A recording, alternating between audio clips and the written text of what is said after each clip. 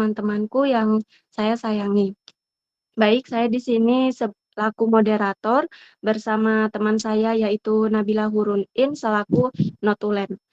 Baik, untuk mempersingkat waktu, kepada kelompok 1 silakan untuk memaparkan materinya yang berjudul Konsep Dasar Filsafat. Pada kelompok 1 dipersilahkan.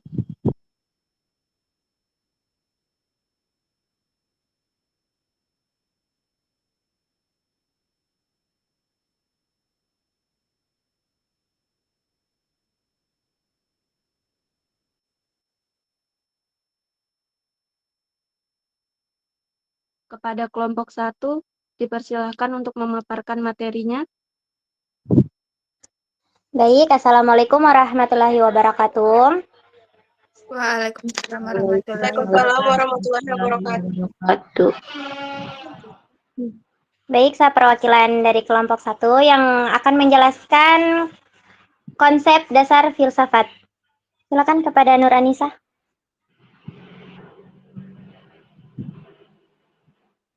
Assalamualaikum warahmatullahi wabarakatuh. Saya perwakilan dari kelompok 1 akan memaparkan materi tentang konsep dasar filsafat. Kata filsafat dari bahasa Yunani, philo, cinta, dan sophia, kebijaksanaan.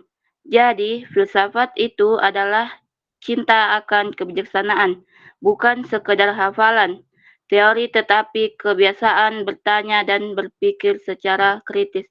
Baik, pemaparan materi yang akan dilanjutkan oleh teman saya.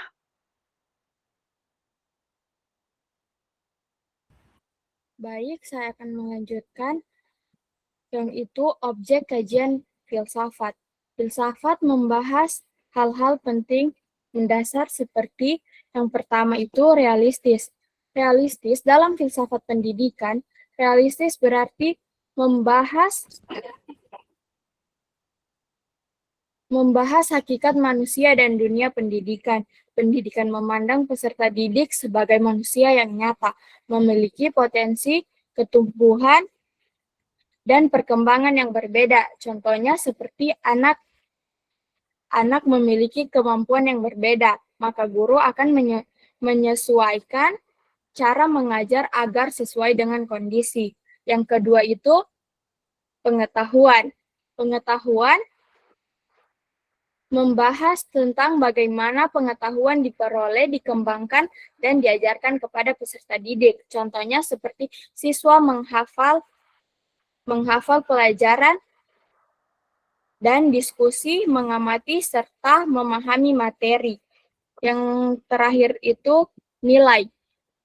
Nilai dalam filsafat pendidikan, pedoman tentang baik dan buruk, benar dan salah, yang menjadi dasar proses pendidikan. Nilai berfungsi sebagai arah agar pendidikan tidak hanya menambah pengetahuan, tetapi juga membentuk sikap dan perilaku peserta didik. Contohnya seperti siswa menanamkan nilai kejujuran dan tidak menyontek. Kedua, guru mengajar dengan disiplin dan datang tepat waktu. Yang terakhir, siswa diajarkan saling menghormati dan bekerja sama. Selanjutnya dilanjutkan oleh saya.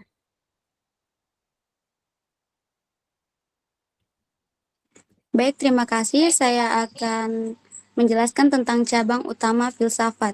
Ada 4 cabang, yaitu ontologi, epistemologi, aksiologi, dan logika. Pertama untuk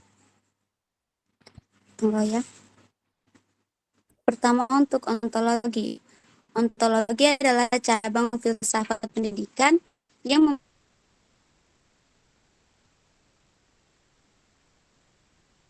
membahas hakikat atau dasar dari pendidikan. Cabang ini siapa pendidik atau apa itu pendidik dan apa sebenarnya pendidik itu. Dalam ontologi dipandang sebagai makhluk yang memiliki akal, perasaan, dan nilai moral. Karena itu, pendidikan tidak hanya bertujuan membuat siswa pintar, tetapi juga membentuk kepribadian dan sikap yang baik.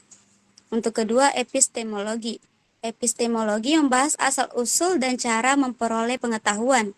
Dalam pendidikan, epistemologi berkaitan dengan proses belajar dan mengajar.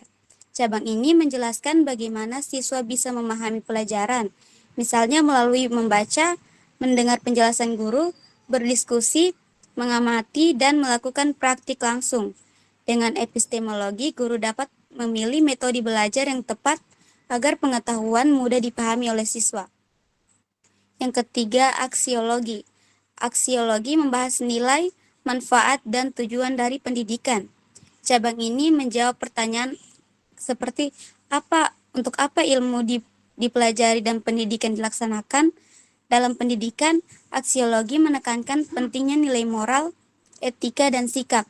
Contohnya, pendidikan bertujuan menanamkan nilai jujur, tanggung jawab, disiplin, serta menghargai orang lain, bukan hanya mengajar nilai akademik. Yang terakhir, 4, logika. Adalah cabang filsafat yang membahas cara berpikir yang benar, teratur, dan masuk akal. Dalam pendidikan, logika membantu siswa berpikir secara sistematis dan kritis. Dengan logika, siswa dapat memahami pelajaran dengan runtut, menyelesaikan masalah dengan langkah yang jelas, serta menarik kesimpulan yang benar. Logika juga melatih siswa agar tidak mudah percaya tanpa alasan yang jelas. Sekian dari saya serahkan kepada teman saya. Oke, baik. Terima kasih. Selanjutnya ada ciri-ciri berpikir filosofi dalam konteks pendidikan. Dalam konteks pendidikan itu, berpikir filosofi penting karena membentuk cara guru, siswa, dan juga sistem pendidikan memahami tujuan belajar dan makna pendidikan itu sendiri. Jadi, ciri-cirinya ada 7. Yang pertama ada kritis. Jadi, kritis dalam berpikir filosofi pendidikan berarti sikap tidak menerima begitu saja konsep, kebijakan, atau praktik pendidikan, tetapi menilainya secara cermat dan juga rasional.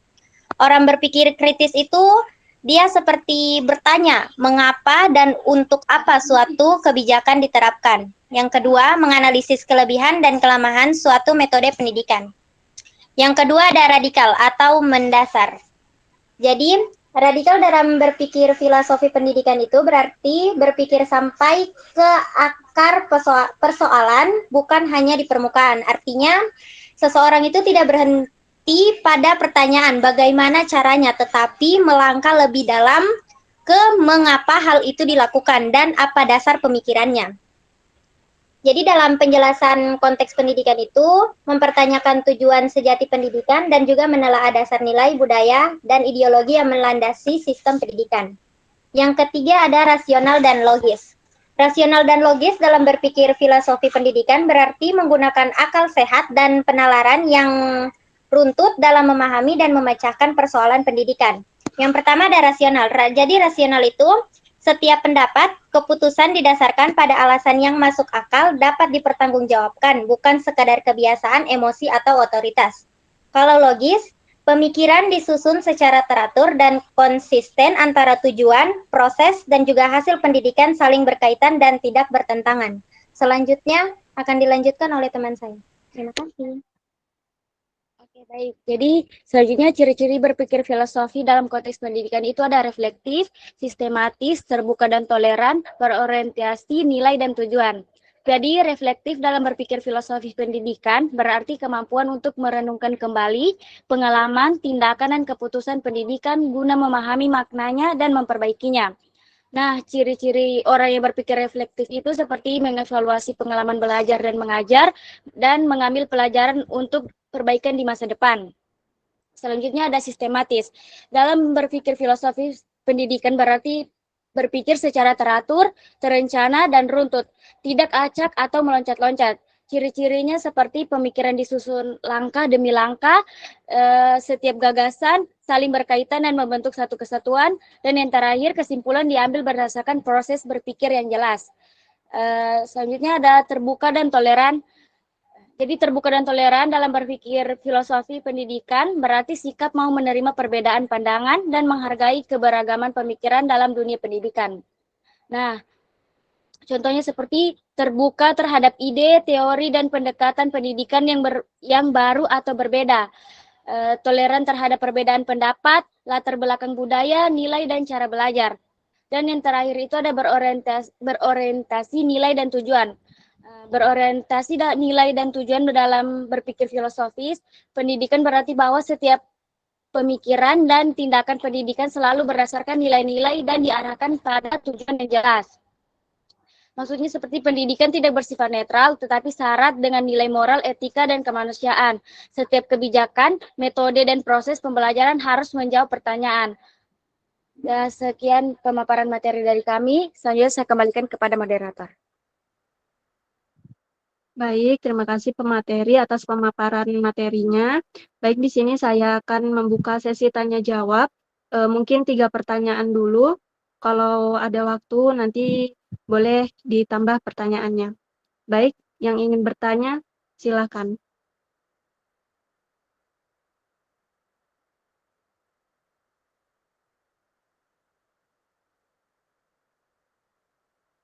Mungkin teman-teman ada yang ingin bertanya, materinya mungkin ada yang belum dipahami, dipersilahkan.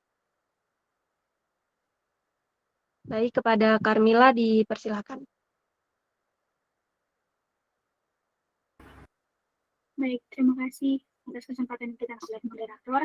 Saya Carmila Almasayani dengan NIM A121201008 izin bertanya kepada kelompok 1. Tadi disebutkan ada cabang utama dari filsafat. Salah satunya ada aksiologi. Nah, aksiologi tadi kan dibilang sebagai hakikat nilai atau yang berkaitan dengan nilai atau kualitas. Nah, saya ingin bertanya, jika seseorang berbohong demi kebaikan, apakah jika seseorang berbohong demi kebaikan, apakah itu tetap dianggap salah atau benar? Baik, mungkin itu saja. Terima kasih. Saya kembali kepada saya. Pemateri, apakah pertanyaannya sudah jelas?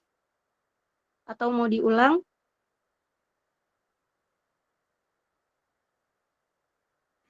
Bisa diulang lagi satu kali, moderator? Oh iya, baik. Carmila diulang. Ya. Apakah jika seseorang berbohong demi suatu kebaikan, apakah berbohong itu tetap dianggap salah seperti itu? Terima kasih.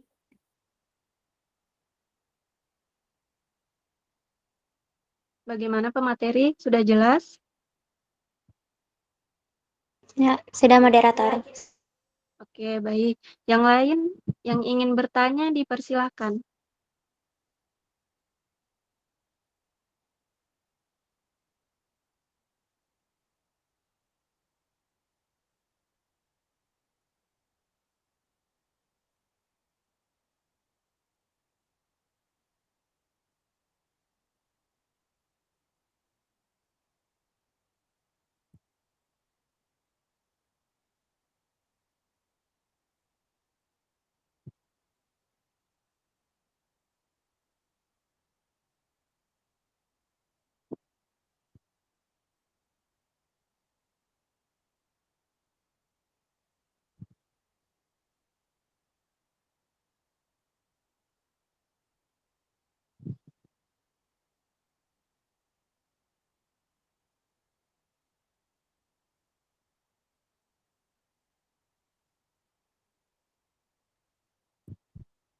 Atau kepada pemateri jika sudah ada jawabannya boleh dijawab dulu pertanyaannya Carmila.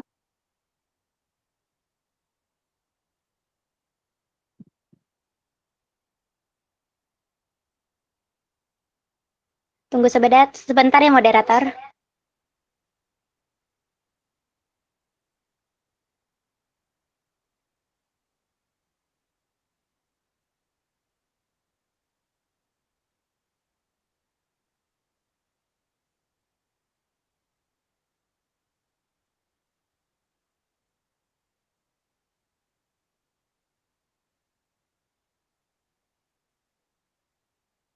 Ayo teman-teman, silakan bertanya.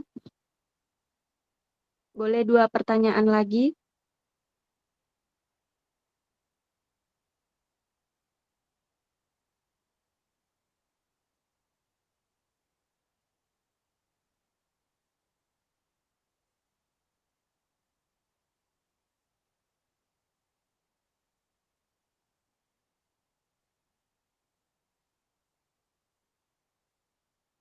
Izin moderator, bisa dijawab sekarang? Oh ya, silakan. Baik, terima kasih. Saya akan menjawab pertanyaan dari Carmila. Jika seseorang berbohong demi kebaikan, apa akan dianggap salah atau benar? Jadi, berbohong pada dasarnya dianggap perbuatan yang salah karena bertentangan dengan nilai kejujuran. Namun, penilaian tidak hanya dilihat dari perbuatannya saja, melainkan juga dari niat, tujuan, dan dampak yang ditimbulkan.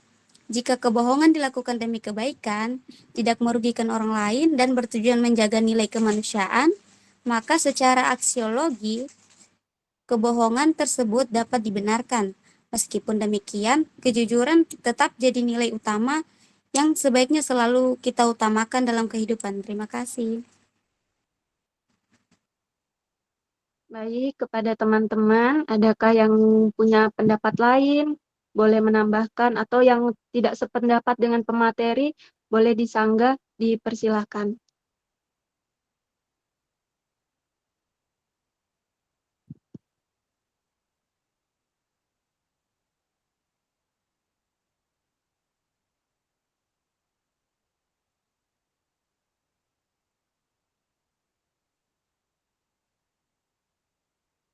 Mungkin tidak ada, saya kembalikan kepada Saudari Carmila. Apakah sudah jelas? Sekalian berikan kesimpulan. Oh, ada Saudari Nur Hasya, dipersilakan.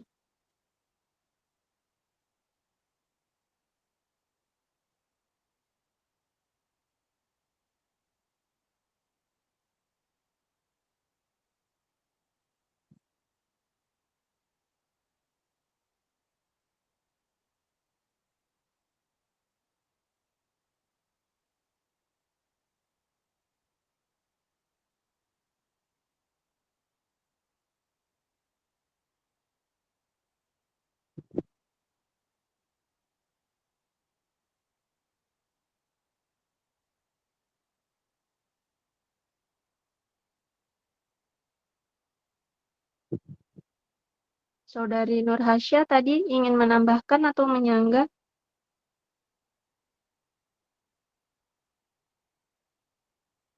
Jika tidak ada, saya kembalikan kepada penanya.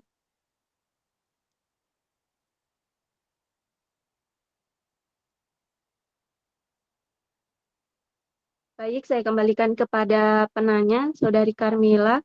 Apakah sudah jelas? Jika sudah jelas, berikan kesimpulannya. Baik, terima kasih moderator. Saya dijelaskan bahwa apakah seseorang jika berbohong dan kebaikan itu tetap dianggap salah.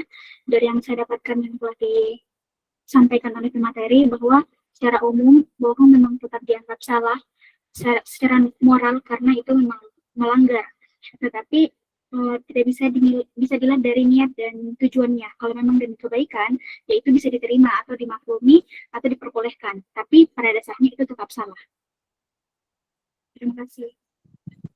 Baik, terima kasih Carmila. Kepada teman-teman yang lain, adakah yang ingin bertanya? Kita masih ada waktu.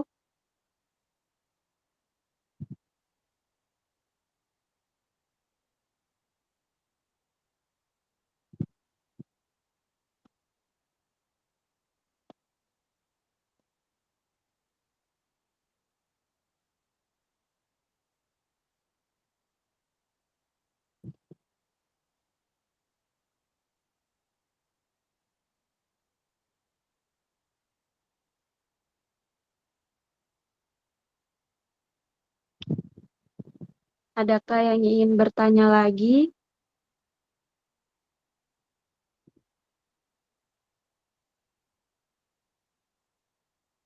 Baik, Saudari Carmila. Boleh bertanya lagi? Boleh. Silakan. Tadi ada satu cabang lagi namanya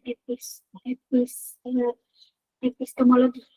Nah, epistemologi tadi dijelaskan mengenai epistemologi itu salah satu cabang utama dari filsafat pendidikan, di mana dia fokus kepada pengetahuan atau informasi, keyakinan atau kebenaran. Nah, pertanyaannya, kalau misalnya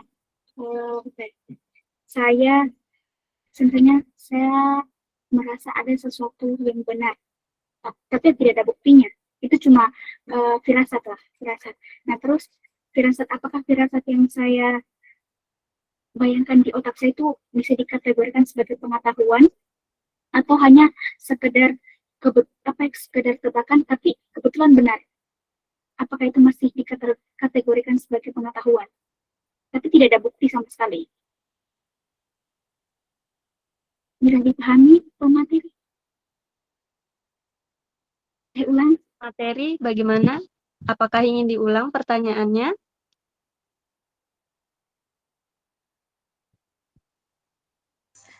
Maaf moderator, boleh diulang? Oke, baik. Maksudnya kan tadi dijelaskan di epistemologi ya, epistemologi tentang pengetahuan atau tentang fokus kepada informasi atau kebenaran.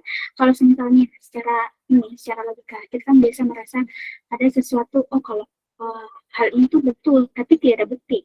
Nah itu cuma firasatku, oh kayaknya ini betul deh, nilainya betul, betul jawabannya segini tanpa ada bukti. Nah apakah itu masih dikategorikan sebagai pengetahuan atau hanya sekedar tebakan, tapi kebetulan benar gitu, tebakan yang kebetulan benar?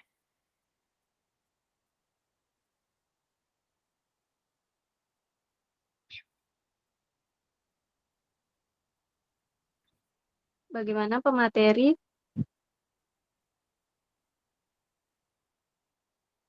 Ya, sudah jelas moderator. Boleh minta waktunya untuk mencari jawaban? Baik, silakan.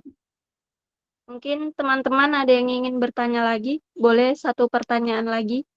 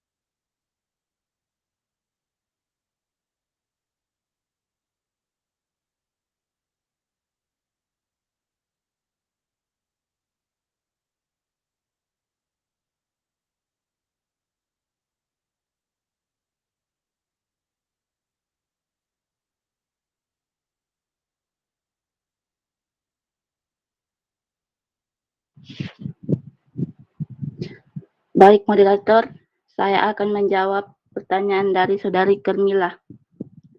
Jika seseorang mengatakan bahwa sesuatu itu benar hanya berdasarkan firasat tanpa disertai bukti yang jelas, maka hal tersebut belum dapat disebut sebagai pengetahuan. Tidak hanya menuntut kebenaran, tetapi juga alasan atau dasar yang dapat menjelaskan mengapa sesuatu itu dianggap benar. Firasat memang bisa saja kebetulan tepat, namun tidak didukung oleh bukti atau penjelasan. Baik moderator, mungkin cuma itu dapat saya sampaikan. Baik, sebelum saya lempar kepada penanya, mungkin teman-teman ada yang ingin menambahkan atau yang ingin menyanggah, dipersilahkan. Mungkin ada yang tidak sependapat dengan pemateri, boleh menambahkan atau menyanggah.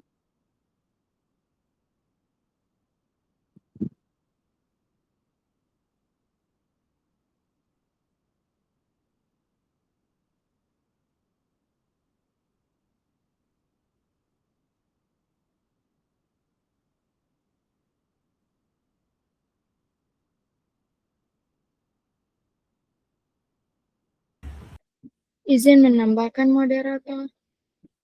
Iya, dipersilahkan.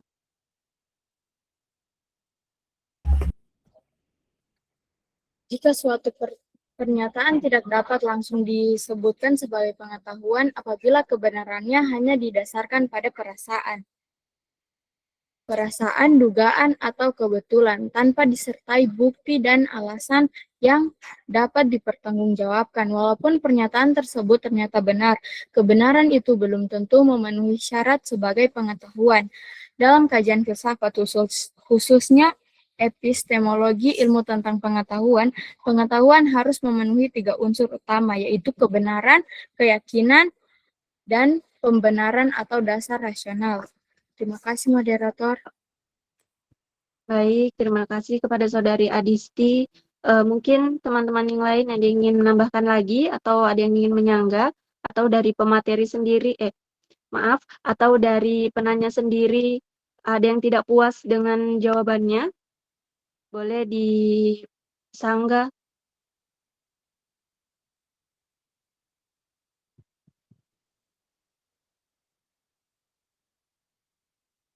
Jika tidak ada, saya kembalikan kepada penanya. Apakah jawabannya sudah memuaskan?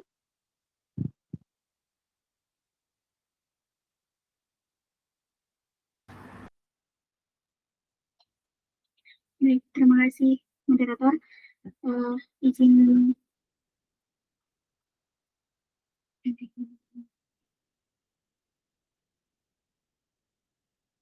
Saudari Ika Mahi, dipersilahkan.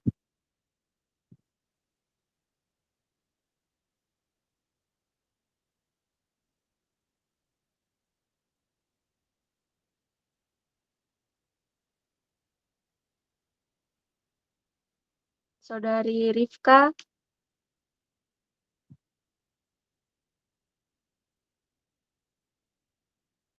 Terima kasih moderator. Saya izin menambahkan pertanyaan dari tadi. Jadi pernyataannya Karmila tadi, tunggu. Kalau misalnya saya bilang kalau sesuatu itu benar tanpa ada bukti atau hanya firasat, apakah itu dikategorikan sebagai pengetahuan atau hanya sekedar tebakan yang kebetulan saja? Pertanyaan yang benar tanpa bukti tidak dapat disebut pengetahuan, melainkan keyakinan atau tebakan yang kebetulan benar. Pengetahuan menurut kebenaran dan pembenaran. Contohnya itu seperti kamu menebak besok itu mau hujan, tapi itu kayak cuman feelingnya kamu, dan terus keesokan harinya itu ternyata terjadi betul dan hujan itu. Jadi jika tidak ada bukti atau alasan rasional, itu belum bisa disebut pengetahuan. Itu lebih tepat disebut keyakinan pribadi, dugaan, atau tebakan. Walaupun kebetulan hasilnya benar, tetap tidak dikategorikan sebagai pengetahuan. Mungkin itu saja. Terima kasih. Saya kembalikan kepada moderator. baik, terima kasih kepada Saudari Rifka Mahi. Saya kembalikan kepada penanya. Apakah sudah jelas? ya, baik, terima kasih untuk moderator dan teman-teman yang sudah menambahkan dan pemateri yang telah menjawab. Jadi saya simpulkan bahwa dari pertanyaan saya tadi mengenai apakah firasat itu termasuk dalam pengetahuan, telah dijawabkan tadi bahwa kalau cuma firasat itu tidak termasuk ke dalam pengetahuan, karena itu hanya keyakinan pribadi yang kalau memang betul terjadi esok hari itu bukan berarti pengetahuan, tapi itu hanya keyakinan pribadi yang dimana pengetahuan sendiri itu harus memiliki bukti dan kebenaran juga harus rasional. Terima kasih.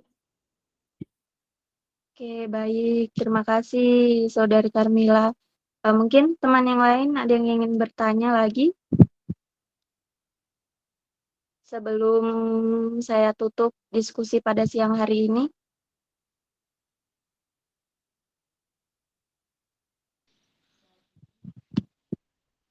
Saya mau bertanya, moderator Oke, Tabe. dipersilahkan. Di sini saya mau bertanya tentang tadi dibahas oleh pemateri tentang cabang utama filsafat. Di poin keempat itu ada logika. Di sini saya mau bertanya tentang itu, kira-kira kita sebagai manusia, kira-kira kita itu berkehendak itu memang dalam atas memang keinginan kita, maksudnya kita mau berkehendak bebas itu memang ingin dari diri kita atau ternyata itu semua hanya takdir. Mungkin itu saja pertanyaan dari saya, moderator. Singkatnya begini, apakah kehendak bebas manusia itu ada atau semuanya itu memang hanya takdir begitu? Mungkin itu saja dari saya, moderator. Saya kembalikan. Baik, terima kasih Saudari Muslimah. Kepada pemateri, apakah sudah paham dari pertanyaannya Muslimah?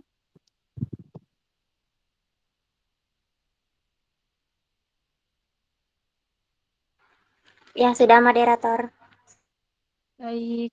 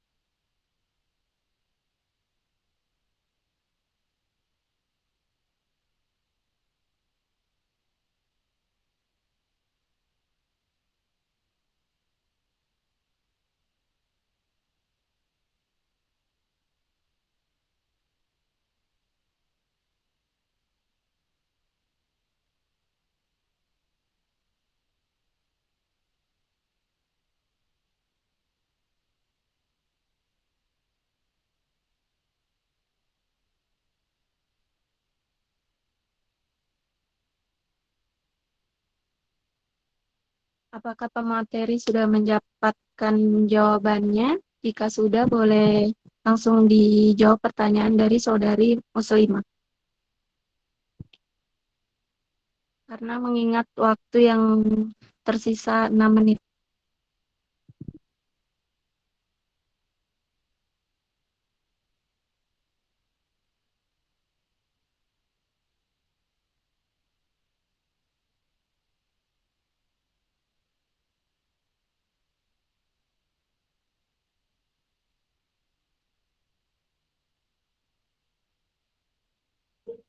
Izin menjawab, moderator.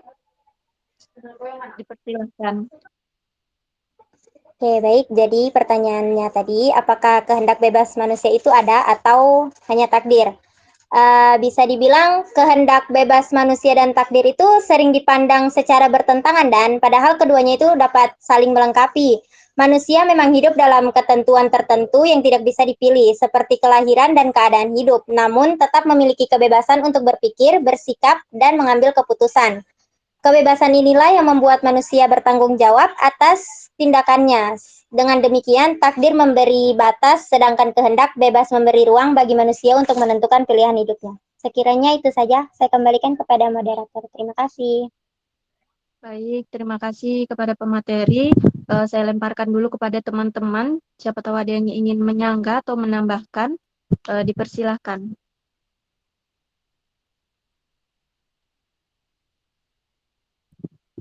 Jika tidak, Saudari Carmila, dipersilahkan. Ya, terima kasih moderator. Izin menambahkan pertanyaan dari Saudari Muslimah mengenai kebebasan keinginan kita sendiri dengan apa itu hanya takdir. Nah, itu adalah dua hal yang berbeda pastinya. Takdir itu tentu yang dikasih sama Sang Pencipta ya. Kartu kita anggap sebagai takdir kita anggap sebagai kartu-kartu yang diberikan kepada kita dari Allah SWT, baik itu tentang kita tidak bisa memilih karena ada batasannya. Kita tidak bisa memilih kita lahir di keluarga mana, kita punya IQ berapa, kita hidup di negara mana, kita orang suku apa, dan lain sebagainya. Sedangkan kehendak atau keinginan itu cara kita untuk memainkan kartu-kartu dari yang diberikan Sang Pencipta. Nah, meskipun misalnya kamu anggap kartu kamu itu tidak baik, nah tapi kamu harus melakukannya.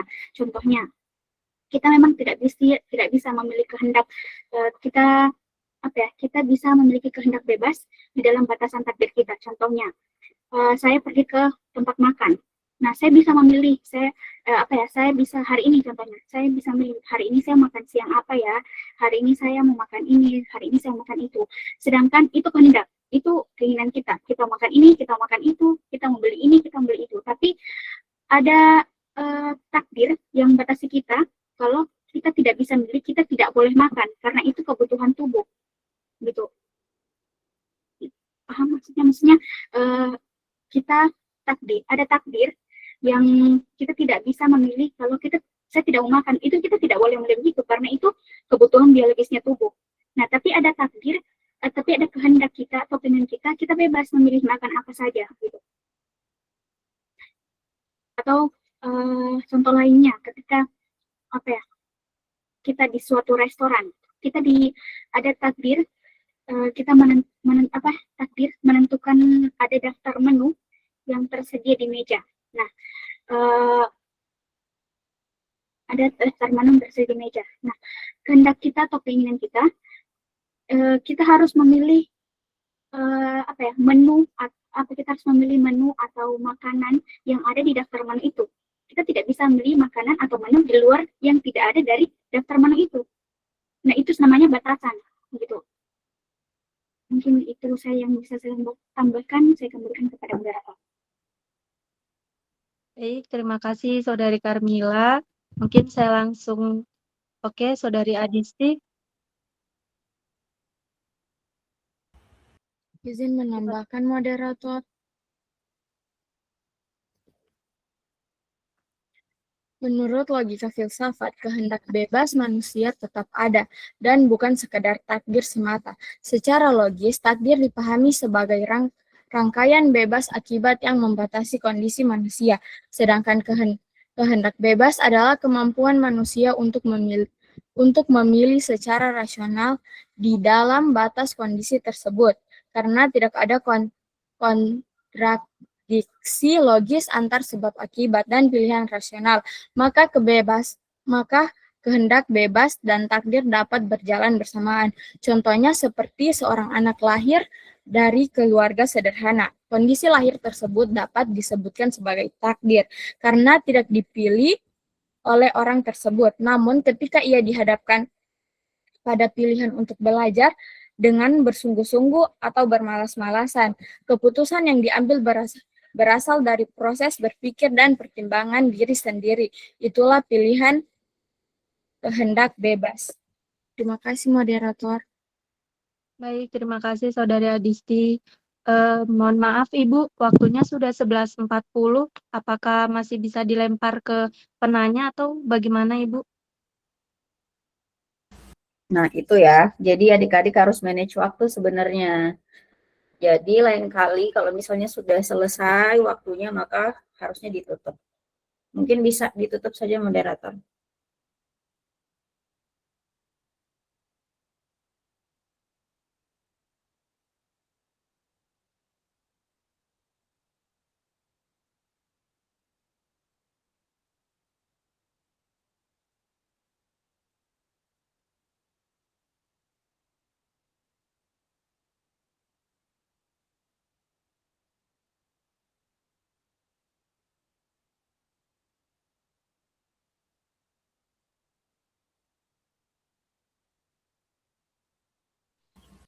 Oke, sudah berarti sudah ada respon, saya langsung ambil alih saja ya, karena adik-adik waktu kita sangat terbatas, hanya 100 menit, maka kita tidak bisa memuaskan semua orang di sini ya. Jadi nanti lain kali kalau misalkan ada pertemuan selanjutnya nanti, mohon bisa disiapkan segalanya, karena itu tadi waktu kita hanya terbatas. Saya langsung ambil alih saja karena sudah waktunya saya untuk menambahkan di sini. Kalau kalian bisa lihat di layar yang sudah saya bagikan, masih loading ya. Oke. Nah, ini adik-adik, kalau kalian lihat di sini dalam waktu 100 menit kita itu ada kegiatan yang kita harus capai semua ya. Mulai dari presentasi dan diskusi tadi sudah selesai ya, kemudian tambahan saya nantinya sampai jam 12.10, lalu nanti presensi 10 menit kurang lebih ya, syukur-syukur tidak sampai 10 menit, lalu nanti kita akan kalian semua mengerjakan tugas mind map-nya gitu ya, sampai jam 12.40. Makanya itu tadi harus diatur dengan baik, artinya moderator kalau misalkan sudah waktunya bisa selesai maka ditutup saja, tidak perlu lagi ditambahkan materi penambahan dari teman-temannya gitu, kayak gitu ya. Kemudian nanti ditutup moderator kalau lain kali untuk pertemuan-pertemuan selanjutnya dengan kesimpulan, lalu baru balik ke saya gitu untuk saya ambil alih. Karena ini baru pertemuan kedua, jadi mungkin kalian masih kaget ya. Semoga ini dengan informasi seperti ini saya bisa kasih tahu bahwa ketika kalian masuk ke Google Meet saya, kalian sudah harus serius dan fokus gitu ya. Nah, di sini saya kasih tahu bahwa selalu saya akan memberikan catatan ya terkait siapa yang jadi moderator, notulen, presenter, yang bertanya dan yang menambahkan, dan ini nanti akan saya cocokkan dengan notulensi yang akan notulen tulis. Jadi nanti kalau sudah selesai silakan dikirim ke grup WhatsApp untuk saya bisa langsung nilai. Nah, contoh nilainya seperti ini adik-adik. Jadi ini adalah mata kuliah desain yang kemarin sudah selesai, baru kemarin. Jadi saya sudah ada nilainya.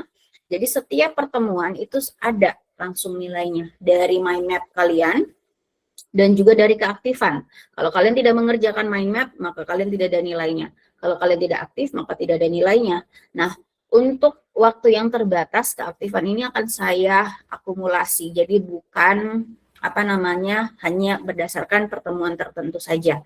Jika adik-adik belum memberikan keaktifan di pertemuan ini, maka silakan gitu ya, gantian dengan teman-teman lainnya yang belum gitu ya.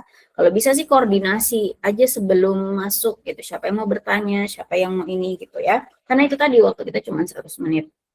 Seperti itu. Ini contohnya ya. Jadi ini contoh yang sudah saya buat nilainya nanti begini.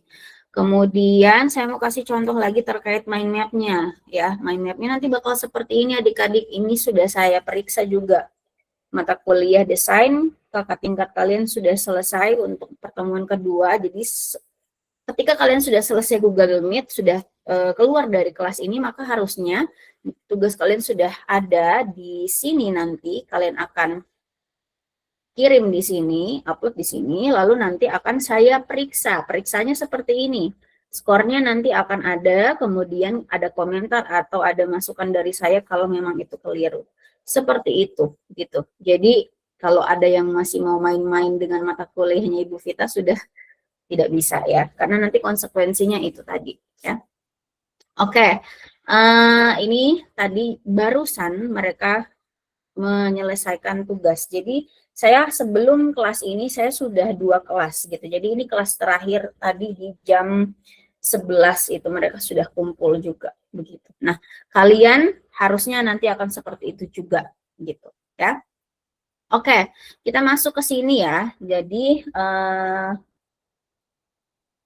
untuk materi kali ini adik-adik harus fokuskan ke tema dari materi ini. Jadi temanya hari ini adalah apa itu filsafat, konsep dari filsafat dan bagaimana berpikir filosofis gitu. Sebenarnya tidak langsung ke dalam pendidikan sih gitu ya.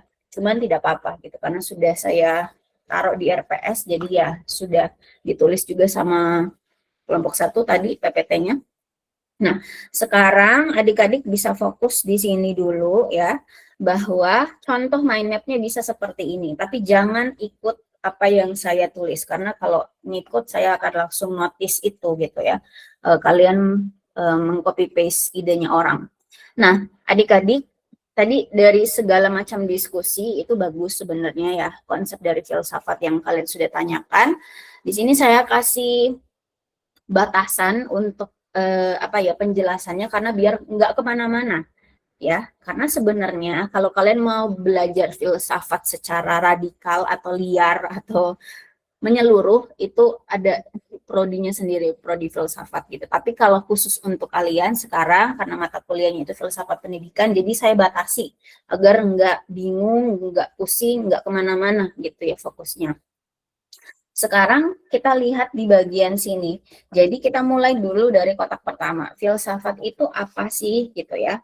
Tadi sudah dijelaskan oleh presenter bahwa filsafat itu dari bahasa Yunani ya, itu benar.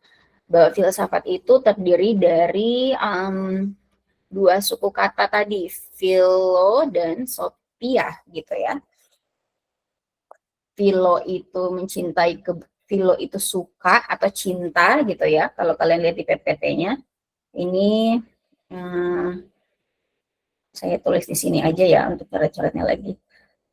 Philo itu cinta, sophia itu tadi kebijaksanaan atau wise, kebijaksanaan ya.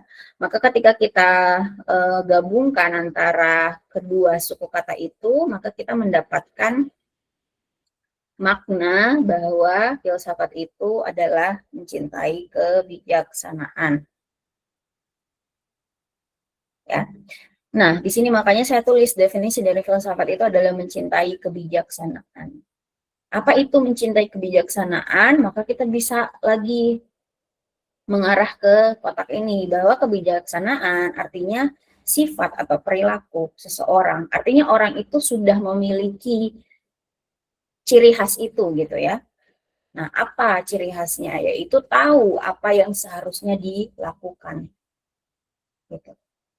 Tahu apa yang seharusnya mau dilakukan. Nah, apa itu tahu apa yang seharusnya dilakukan ya?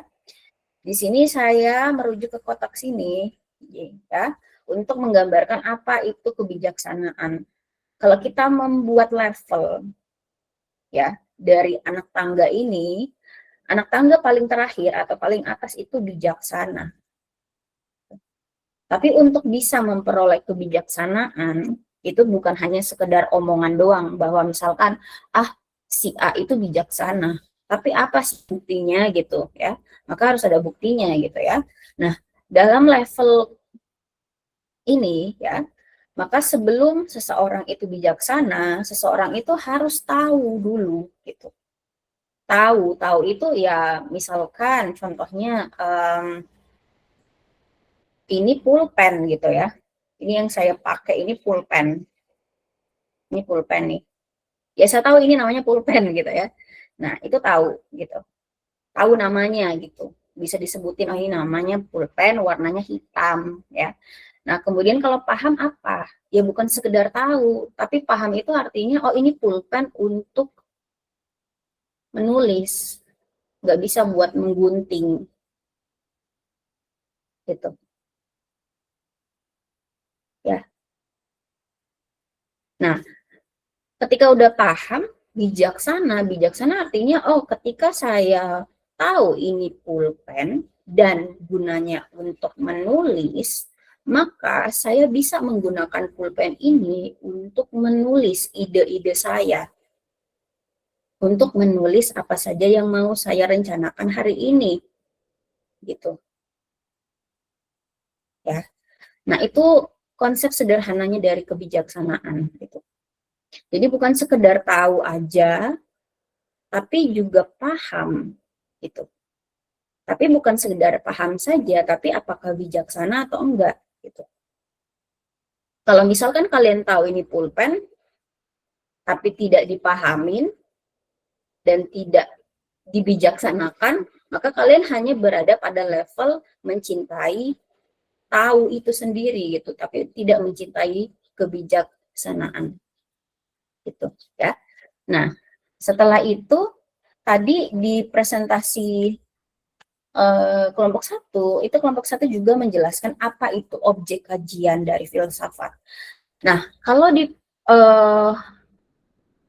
dari pemateri itu dia membagi ada 3. Ada realitas, ada pengetahuan, dan ada nilai. Nah, di sini saya koreksi bahwa objek kajian dari filsafat itu adalah semua hal gitu, segala sesuatu. Apa yang kita pertanyakan, apa yang kita pikirkan, apa yang kita persoalkan, itu adalah objek kajian dari filsafat. Kalau saya kasih contoh biologi gitu ya. Biologi itu objek kajiannya apa? Objek kajiannya adalah makhluk hidup. Kalau misalkan saya bertanya apakah biologi itu objek kajiannya terkait benda mati gitu. Nah, berarti kalian bisa menyimpulkan salah gitu ya. Kalau saya kasih pernyataan seperti itu, karena sudah diketahui bahwa objek kajian dari biologi adalah makhluk hidup. Nah, ketika kita belajar filsafat, berarti kita juga harus tahu objek kajian filsafat itu apa. Objek kajiannya itu segala sesuatu.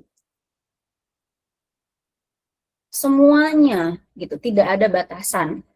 Sehingga kalau kalian belajar filsafat secara ilmu, filsafat itu adalah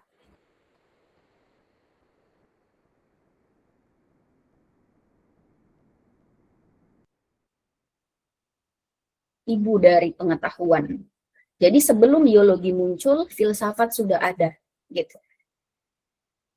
Nah, makanya make sense kalau kita bisa tahu bahwa filsafat itu segala sesuatu itu kita bisa jadikan sebagai objek kajian dari filsafat gitu ya. Sehingga bisa kita kasih contoh, apa sih segala sesuatu itu? Bisa realita, bisa fakta, bisa apa yang kita lihat, bisa apa yang kita dengar. Pengetahuan tadi ya, pengetahuan itu berarti fakta gitu yang kita ketahui. Misalkan kalau pagi matahari terbit gitu dari timur gitu kan. Nilai itu berarti sesuatu apakah benar atau salah, baik atau buruk gitu, sesuai atau tidak sesuai gitu ya. Nah, kemudian berarti kalau kita udah tahu objek kajian filsafat itu adalah segala sesuatunya, berarti tidak ada batasan sebenarnya gitu kita untuk mempertanyakan sesuatu gitu ya.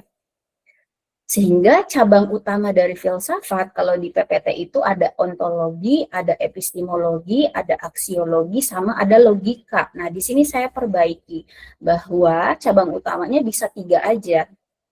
Ada ontologi, artinya materi atau sesuatu yang mau apa ya, isinya gitu ya, kontennya gitu. Bisa realita atau pengetahuan ya. Kemudian epistemologi, cara mendapatkan ontologi gitu. Cara mendapatkan pengetahuan itu seperti apa sih prosesnya? Bisa menggunakan logika. Logika itu apa? Logika itu cara berpikir yang terstruktur, yang sistematis. Gitu ya. Kemudian aksiologi. Aksiologi itu apa? Aksiologi itu nilai atau moral atau manfaat gitu. Ya. Jadi misalkan tadi ini ontologinya adalah pulpen, epistemologinya cara mendapatkan pengetahuan tentang pulpen berarti dicoba dulu nih. Kalau misalnya saya goresin, oh ada coretan misalkan kayak gini ya. Saya oh ini ada coretan gitu. Berarti cara mendapatkan ilmu tentang pulpen ini adalah dengan dicoba gitu. Kemudian aksiologinya nilainya apa? Pulpen ini berguna kalau dipakai gitu ya, dipakai untuk menulis. Gitu. Ya. Jadi sesederhana itu sebenarnya filsafat. Nah, kalau kalian sudah paham filsafat dasarnya itu seperti itu secara sederhana, maka kalian bisa terapkan itu sebenarnya dengan pertanyaan-pertanyaan tadi gitu ya. Oke. Nah, saya lanjut ke sini ya. Apa itu berpikir filosofis akhirnya dalam pendidikan? Kita udah tahu bahwa tadi filsafat itu kan mencintai kebijaksanaan. Maka kalau kita hubungkan dengan istilah berpikir filosofis dalam pendidikan, maka kita harus jabarkan dulu sebenarnya berpikir itu seperti apa, gitu ya. Filosofis itu seperti apa, dan pendidikan itu seperti apa, ya. Nah, nanti kalian bisa berikan kotak bahwa oh berpikir artinya adalah memproses informasi. Informasi bisa datang dari luar atau dari apa yang kalian misalkan pikirkan gitu di dalam internal kalian. Ya. Kemudian filosofis itu apa? Filosofis itu artinya berpikir yang menggunakan prinsip filsafat, berpikir untuk mencapai kebijaksanaan gitu. Sehingga di sini saya tulis berpikir filosofis artinya berpikir mendalam. Tadi mendalam artinya levelnya bukan hanya tahu tapi paham juga, tapi juga bijaksana tadi gitu ya. Berpikir mendalam, mempertimbangkan segala sesuatunya gitu. Misalnya dari sudut pandang segala hal gitu ya. Jadi bukan hanya satu sudut pandang aja, tapi bisa macam-macam pandangan mana gitu misalkan gitu ya, untuk mencapai kebijaksanaan gitu ya. Sehingga ketika kita tahu berpikir filosofis itu apa, maka kalau kita mau mendefinisikan apa itu berpikir filosofis dalam pendidikan, artinya ya berpikir mendalam untuk mencapai kebijaksanaan dalam pendidikan. Kayak gitu. Nah, artinya adik-adik bahwa kalau misalkan konteksnya dalam pendidikan, kita itu tidak hanya melaksanakan pendidikan saja gitu, pengetahuannya kita dapatkan gitu ya, tetapi kita juga harus tahu pendidikan itu buat apa sih gitu, nilainya itu apa, manfaatnya itu apa, itu aksiologinya. Epistemologinya berarti bagaimana cara mendapatkan pendidikan, misalnya dengan sekolah atau misalkan dengan proses lain gitu ya. Kemudian ontologinya, materinya, berarti pendidikan apa yang kita mau pelajari. Begitu. Kalau kita hubungkan ya antara ini, kotak yang ini di cabang utama dengan berpikir filosofis dalam pendidikan. Di sini saya kasih contoh, misalkan ada seorang guru ya.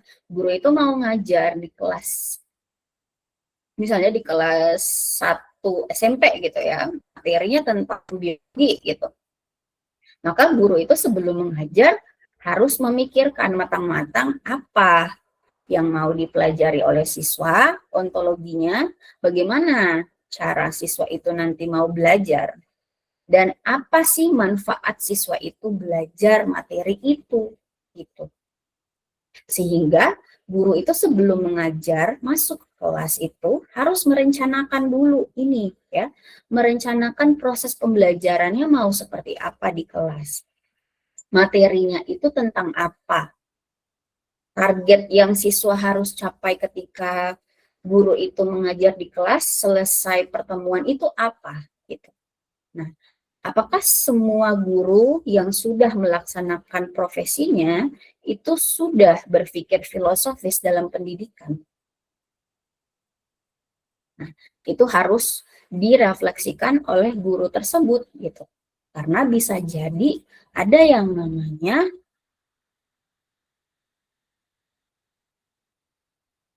autopilot. Artinya aktivitas itu karena dia kebiasaan, maka tidak.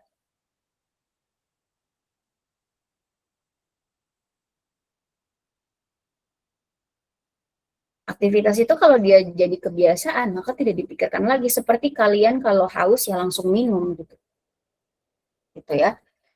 Tapi ternyata dalam melaksanakan pendidikan itu harus didasarkan dengan berpikir filosofis ini. Gitu ya. Jadi ketika kalian sudah mengetahui apa itu filsafat, ini tadi tahu apa itu filsafat gitu ya. Filsafat itu adalah misalkan cabang dari ibu dari pengetahuan gitu kan. Kemudian memahami filsafat itu apa. Filsafat itu saya pahami bahwa ketika saya mau memutuskan sesuatu gitu kan, saya harus berpikir matang-matang, harus dipikirin gitu, baik buruknya, kemudian manfaat dan ruginya dan lain sebagainya. Lalu ketika misalkan saya sudah paham filsafat, bijaksana itu apa? Bijaksana itu artinya kalian menerapkan filsafat itu dalam kehidupan sehari-hari kalian, Bukan sekedar ketika kalian selesai mata kuliah ini, ya sudah, saya hanya sekedar paham filsafat itu tapi tidak diterapkan di kehidupan sehari-hari. Begitu, gitu ya. Jadi harapannya adik-adik ketika kalian itu belajar mata kuliah filsafat ini, kalian itu bisa sedikit gitu ya, bijaksana. Misalkan dalam masuk kelas ini gitu ya, aturannya apa, syarat yang harus dipenuhin apa, dan lain sebagainya. Begitu juga dengan tadi ada sebuah pertanyaan, misalkan apa sih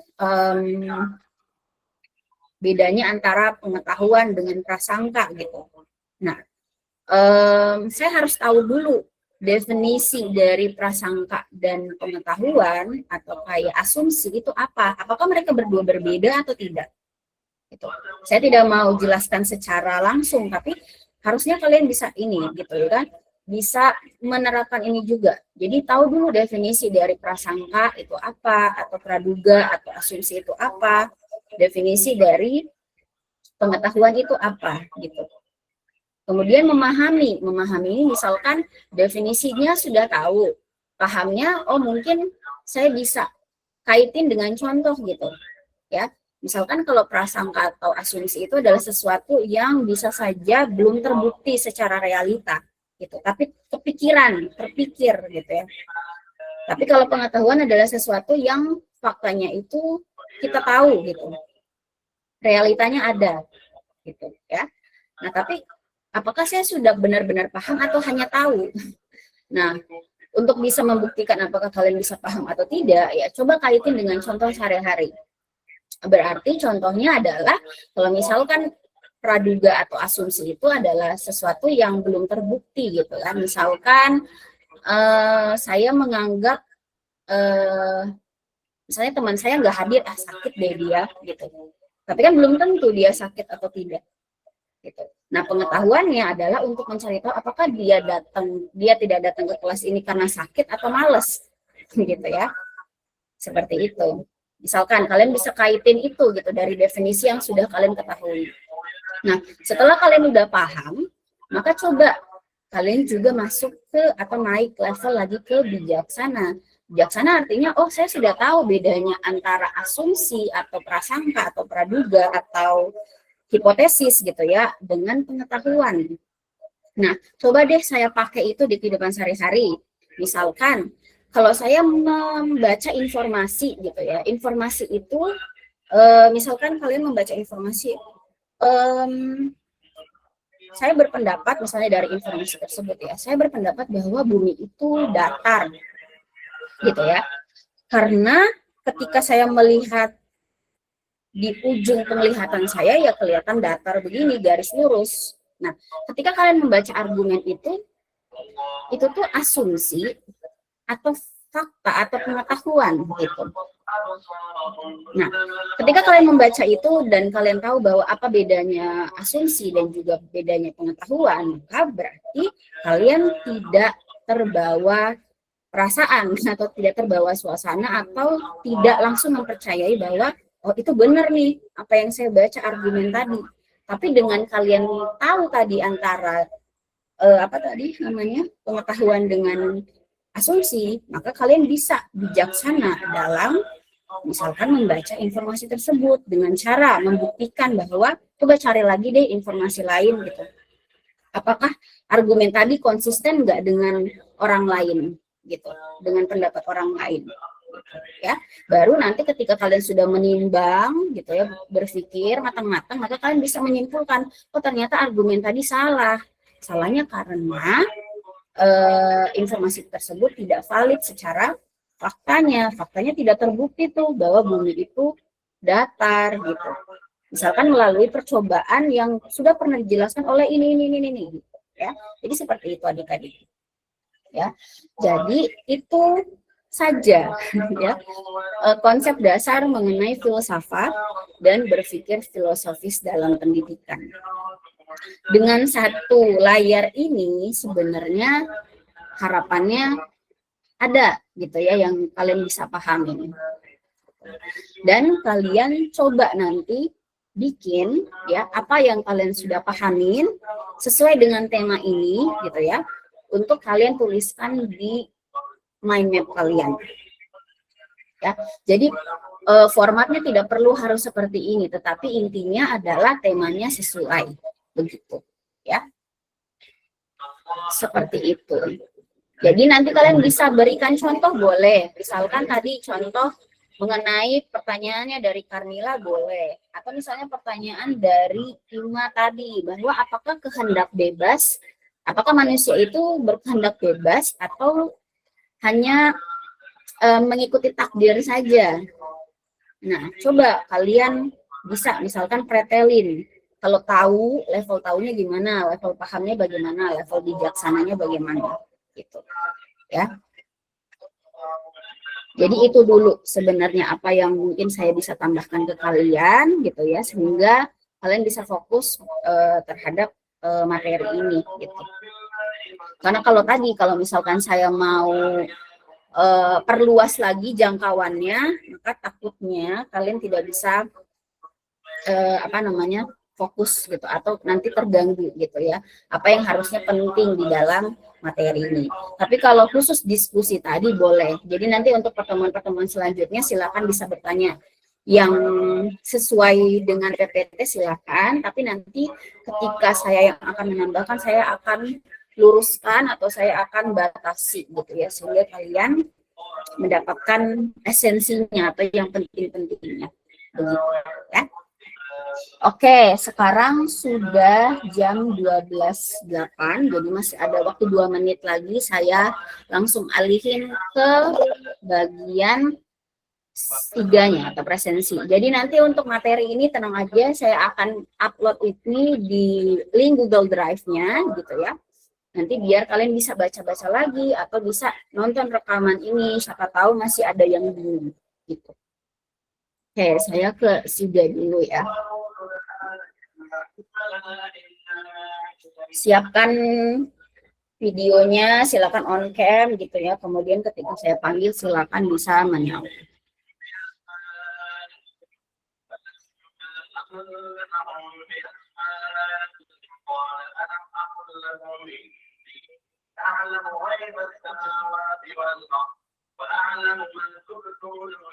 Oke, kita ke kelas 2C ya, kelas C ya.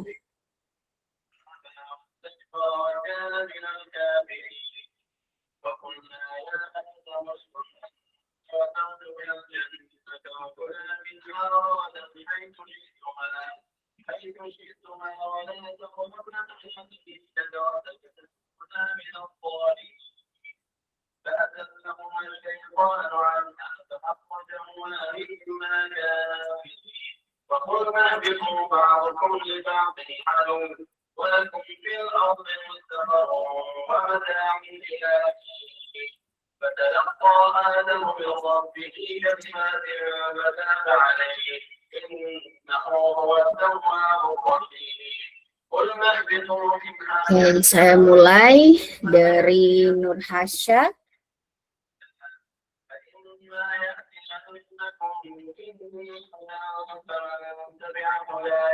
Apakah Nur Hasya hadir?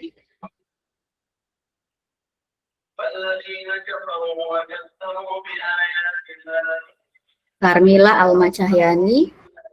Hadir Ibu. Nur Hasya mana?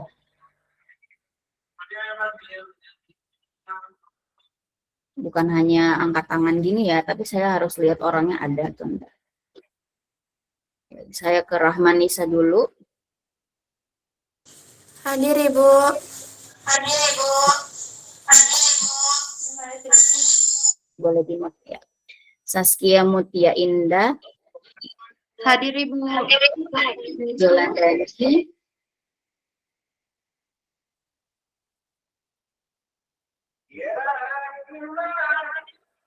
Rifka Mahi. Nabila Hurunin. Hadir Ibu. Umul Haira Zetain. Hadir Ibu. Lucy Rahmadani. Hadir Ibu. Mana? Hadir Ibu. Oke. Adnan, Hadir Bu.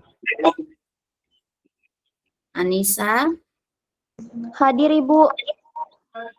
Ibu izin Ibu. Nur Hasya hadir. Mikrofonnya bermasalah kayaknya Ibu. ya kalau seperti itu, kalau kalian bijaksana bagaimana? Ya, artinya lain kali boleh disiapkan ya. Jadi jangan sampai hal-hal seperti itu membuat saya kasih out Pak terus, padahal kalian masih ada di situ dari tadi. Oke, Ulfayanti, Hadir Ibu. Miftahul Jannah, Hadir Ibu. Ustaz kita, Hadir Ibu. Muslimah Sulfia, Hadir Ibu. Amelia Indriana, Hadir Ibu. oke, Bradley Alexandrita Bunditi, Hadir Ibu. Isra Magfira, Hadir Ibu. Queen Exa Pradita,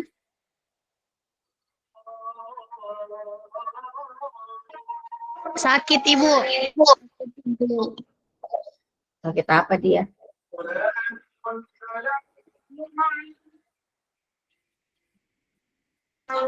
Masuk rumah sakit dia Ibu. Gara-gara lambung. Adisti Priscilia, Hadir Ibu. Fador Alfarizi,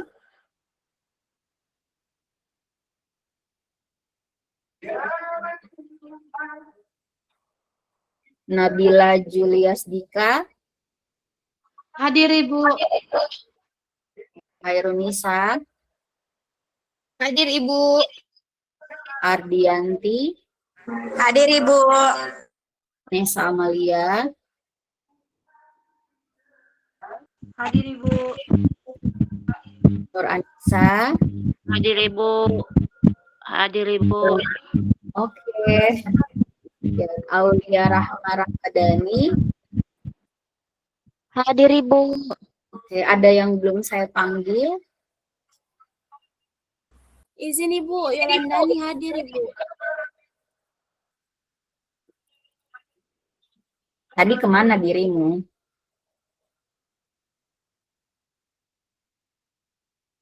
Yolandani kemana tadi? Ngelek jaringanku Ibu. Oke, lain kali jangan ada alasan begitu ya. Jadi tolong bisa disiapkan ketika masuk kelas. Ada lagi selain Yolandani?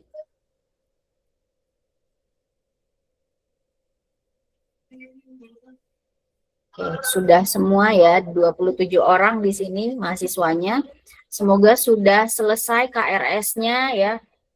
Karena nama kalian nanti tidak ada di sini. Tolong infokan ya. Oke, saya simpan. Masih ada 5 menit ya untuk waktu presensi. Silakan sekarang adik-adik untuk mulai mengerjakan mind map-nya ya. Sesuai dengan apa yang tadi kita bahas. Waktunya sampai jam 12.40. Kalau ada kendala, silakan bisa langsung kasih tahu saya.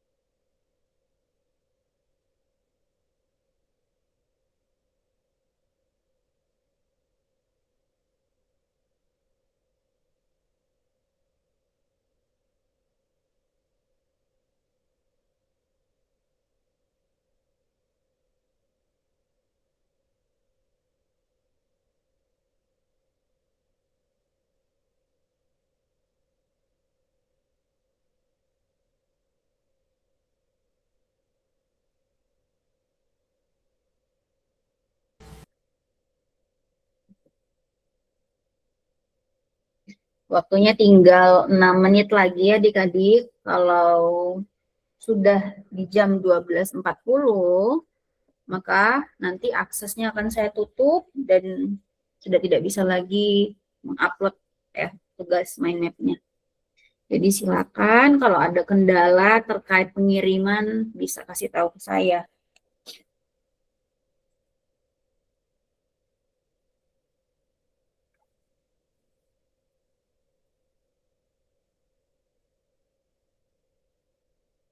Yang sudah berhasil mengupload itu bisa langsung dilihat di layar ya.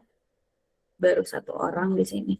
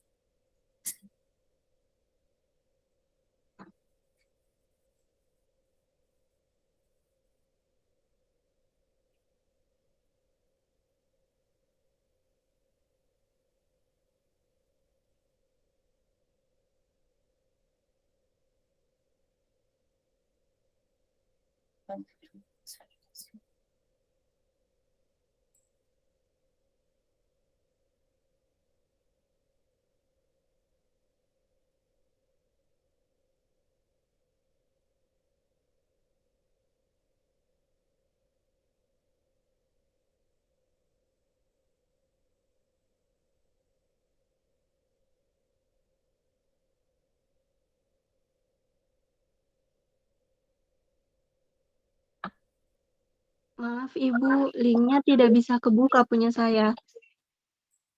Ini teman-temanmu bisa. Coba di-reload lagi. Baik Ibu.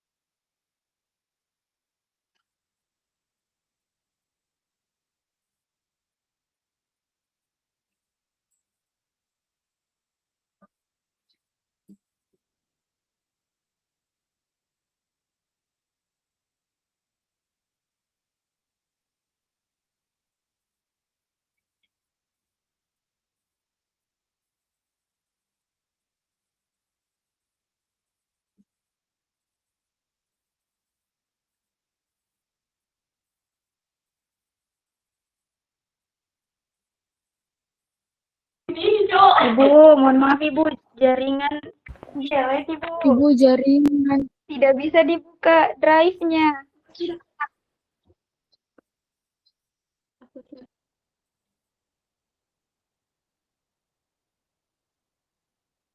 Dicoba dulu, dicoba lagi ya. Karena tidak mungkin saya yang akan mengirim. Konsekuensinya seperti itu. Jadi jaringannya kalau nggak bagus ya begitu.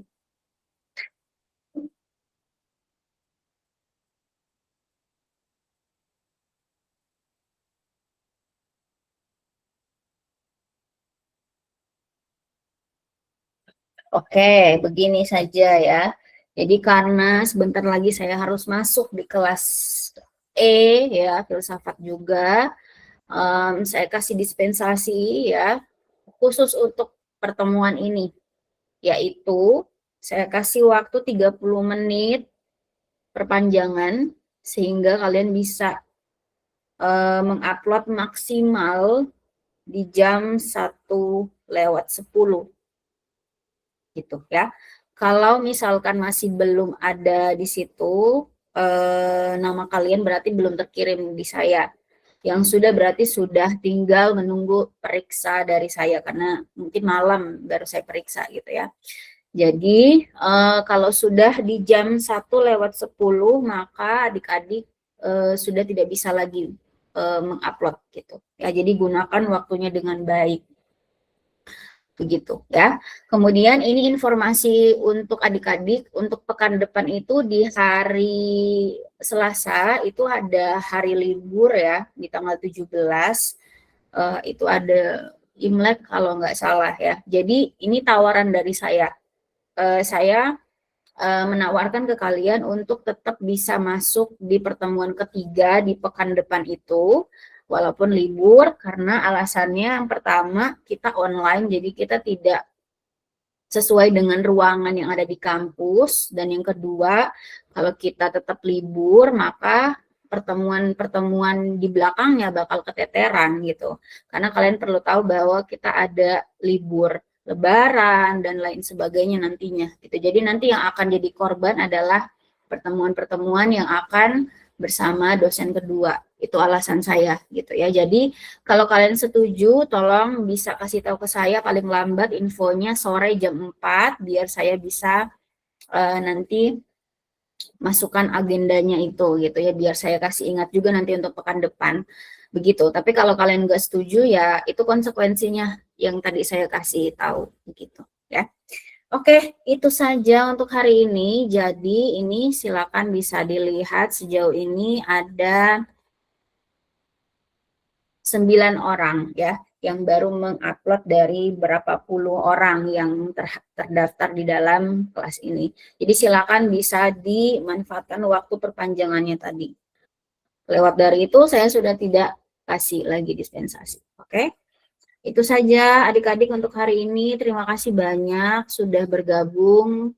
Semoga ada kendala-kendala yang tadi sudah sempat kalian dapatkan bisa mungkin diantisipasi untuk pertemuan-pertemuan selanjutnya sehingga kita bisa selesai tepat waktu. Begitu ya. Saya akhiri untuk pertemuan kali ini.